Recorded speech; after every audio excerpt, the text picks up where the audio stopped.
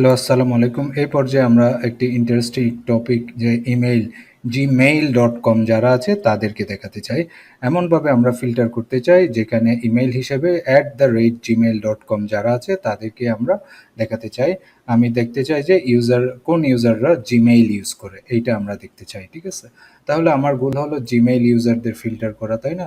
কিভাবে আমরা ফরম্যাট থেকে কন্ডিশনাল ফরম্যাটিং করতে পারি, তাই না? তাহলে আমি এই সেলটা সিলেক্ট করলাম, আমি ফরম্যাট দিলাম, কন্ডিশনাল ফরম্যাটিং দিলাম, ওকে?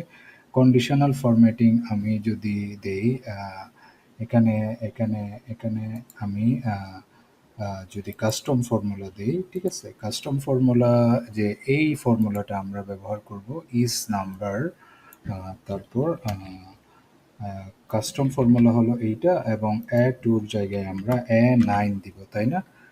নাইন দিব, ঠিক আছে? নাইন দিব। তাহলে নাইন দিব, এবং আমরা এটা ইস নাম্বার নাইন, ওকে?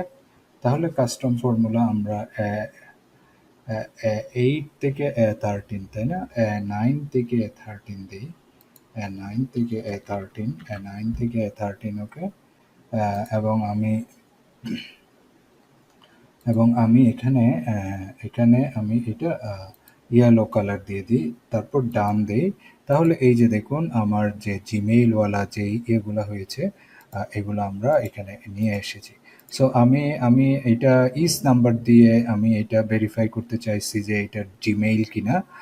আগে এখানে আমি ফর্মুলাটা লিখে দিয়েছিলাম, কিন্তু আমাদের এই ভিডিওর গোল হচ্ছে আমরা কিভাবে কন্ডিশনাল ফরম্যাটিং ব্যবহার করে এই আহ, এই এটা যে কোন ইউজারগুলো জিমেইল আছে ওইটা আমরা একটা সার্টেন কালার দিয়ে হাইলাইট করতে চাই।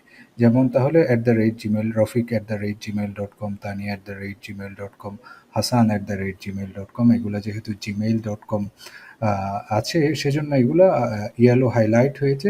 বাকিগুলোতে দেখা যাচ্ছে মিতা.yahoo.com, rubel@outlook.com, এগুলো জিমেইল নয়, সেজন্য এগুলো হাইলাইট হয়নি। আশা করছি বুঝতে পেরেছেন। নেক্সট ভিডিওতে দেখা হবে ইনশাল্লাহ। আসসালামু আলাইকুম।